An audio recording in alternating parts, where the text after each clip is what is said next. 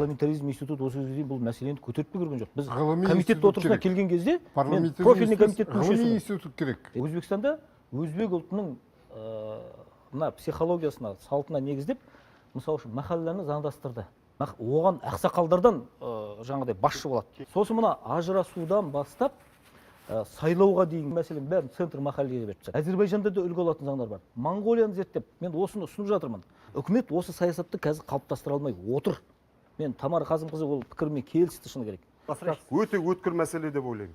Әбекең сөзді жалғастырайын, жаңа махалланы заңдастырды деді ғой, осыған ұқсас ұсыныстар, мен ол кезде ғылым академиясының аспирантымын. Мақсат Нәрікбаев не болып жоғары соттың төрағасы болып тұрған кезде осыған ұқсас ұсыныстар болып, біраз жерге шейін әкелді. Арғы аяқ салған, не үшін аяқ салғанын білмеймін. Мен енді бұны Мақсат Нәрікбаев университетінде істейтін болғасын айтқан жоқпын. Мен аспирант ретіндегі куәгер айтып тұрмын. 90-шы жылдарда, 95-96 жылдарда ақсақалдар кеңесі дегенде заңдастыруға тырысты ол кісі. Бір ұсыныс болған ол уақыттарда.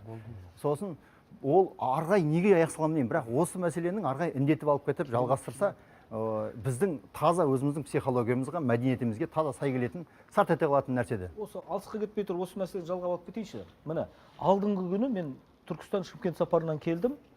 Ақсақалдар алқасы деген толыққанды жұмыс жасап тұрған жалғыз жер ол Түркістан. Жалпы екі жерде қалыптасқан, Маңғыстауда, Түркістанда.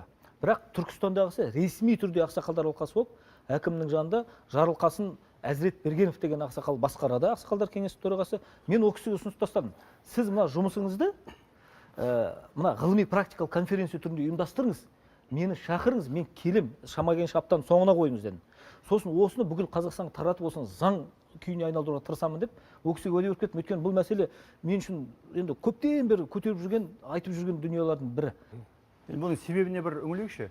Енді себебі не? Осы неге біз осыншама берекетсіздікке алып келдік? Біз жалпы бәлен ғасыр бойына жартылай көшпелі, жартылай отырықшы болып өмір сүрдік. Содан кеңес одағы келді де бәрін быт-шыт қылып бізді отырықшылыққа күштеп отырғызды. Сөйтіп біз өзіміздің жүйемізден айырылып қалдық. Бұрынғы жүйемізден айырылып қалдық та, енді қазір не істерімізді білмей жатырмыз. Өйткені себебі бұрын румен тұрды. Әр ауыл ол ру.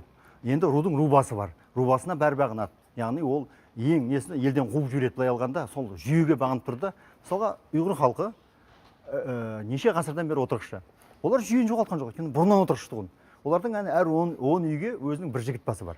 Сол әр 10 жігіт басының бір жігіт басы бар. Сөйтіп олар қай жерде болса да ұйымдастырып өмір сүретіні сол. Ал біз былай алғанда бізге әкелді де орыстың заңын, орыс таза еуропалық заң емес, Еуропа Россияға барды, Россиядан бізге әкелді.